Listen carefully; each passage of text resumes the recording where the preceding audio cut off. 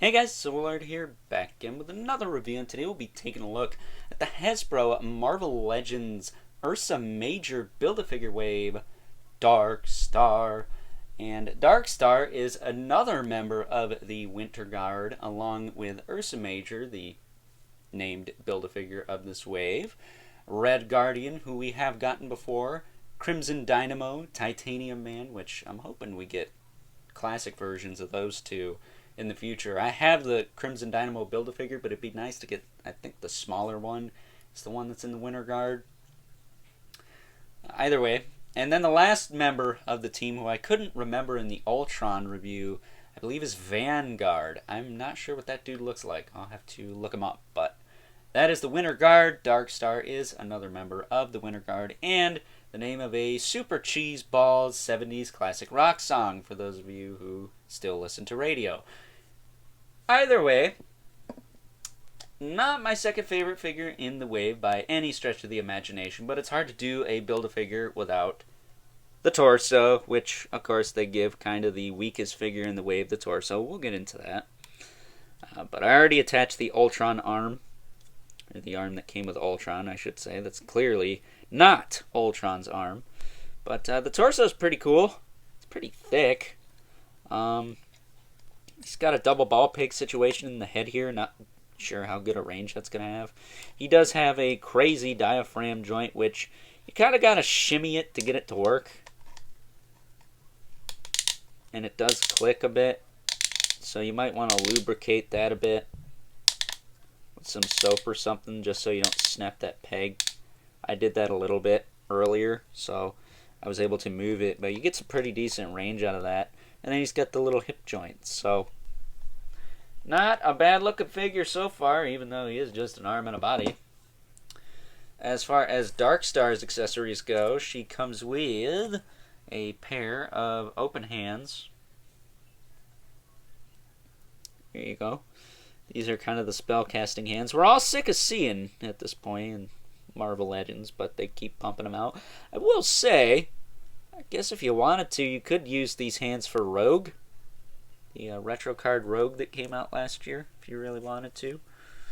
Because she comes with those, as well as a pair of grip hands. She doesn't come with anything to hold, but she comes with grip hands. So I'm not sure if there's an accessory that comes with another figure that they're going to do for the Vanguard that's going to come with something for her to hold, or if they just did that to do it. Also, they got the wrong hinge. They have the in and out instead of the up and down. Oh well. But other than that, she comes with fists, which I swapped on because I prefer that to the kind of open hands. And she utilizes, I forget which body mold. I want to say Moonstone, but I might not be. Either way, it's a very old body mold that has super gummy legs. I wish they would stop utilizing this body for so many female characters, because it is not a very good body. The chest is very small. I mean, I know not all women in comics have Lady Death-sized breasts, but these are... My chest is bigger than that. And then her butt is a little bit small as well. A little bit. The butt's not as bad as the chest. I think the butt is passable. So, yeah, if they're drawn a certain way in the comics, that's what we should be getting in figure form, but whatever. Maybe she's not supposed to have a decent-sized chest. Maybe she is under average. But the head sculpt, I will say, is very, very nice. Albeit sitting a little high on that neck there. It looks a little weird. I like how the hair kind of rests on her shoulder and then goes back and rests down her back. It's a little bit dynamic without being windswept, so I appreciate that. She's got those piercing yellow eyes like a yeller lantern from DC Comics. And she's got this little tiara here, and I think you can pop this off. Yeah, pretty easy. She's got the neck hinge there. Some mold flashing, because that's always fun. But popping this back on. Did that already go back on? I didn't think so. There we go. Pop that back on. She does have lollipop up the wazoo, so if you were so inclined, you could Dremel out that hole a little bit so her head sat down all the way. The neck hinge does work, though. It's okay. She does have a peg hole on her back for a flight stand, but luckily her hair covers that up. I say if you're not going to include a flight stand, don't bother with a peg hole. That we have the little clips now, so we don't need peg holes on the backs of the figures that don't look very attractive. Shoulders go out about that far, back down. They rotate all the way around. Nice tight shoulder joints, at least, on this figure. Not too bad. Single jointed elbow with a swivel. Swivel at the wrist, hinge at the wrist. Diaphragm joint moves that far forward, that far back. Not terrible. Rotates and tilts side to side. Nice and tight. So I will say this body seems to have held up a little bit better than the Bucky cap as far as tight joints goes. I don't have any loose joints on this figure other than the knees, which is because they're made out of the softer PVC material, but we'll get into that. Her hips kick forward and back. Not a lot of out. That kind of sucks, but whatever. She isn't Spider-Man after all. She's got a thigh cut. This hip is tight too. The knees are gummy and loose and suck. I really hope that Frankie Ray Nova body, if it doesn't meet the stretch goal, if that Galactus doesn't meet the stretch goal to unlock that figure, I hope we at least get that body relatively soon in the near to distant future, because these knees suck, with a capital S-U-C-K.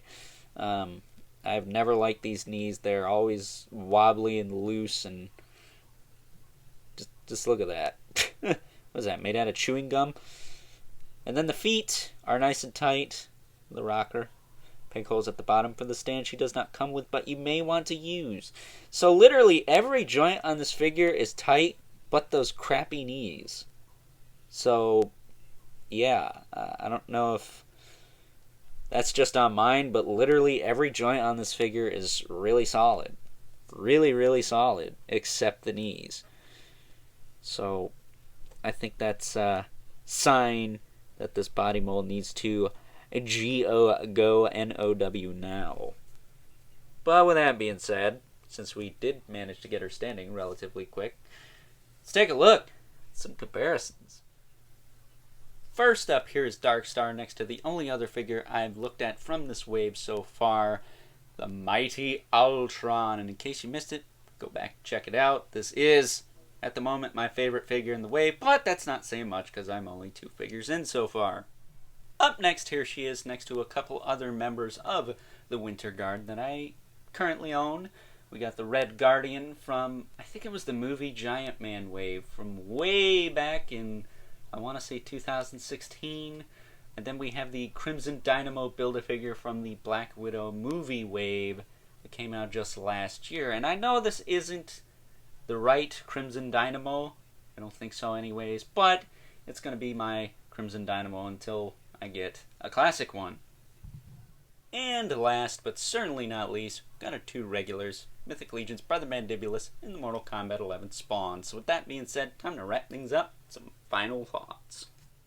Overall, and while I do feel that this figure does have quite a few shortcomings, mostly because of the very dated body mold Hasbro chose to utilize for this character, again, I'm hoping that Frankie Ray Nova body mold makes it into the main line somehow, even if the HasLab Galactus doesn't reach that stretch goal. That said, I think once you pose this figure up, some of the issues I have with it kind of fade away.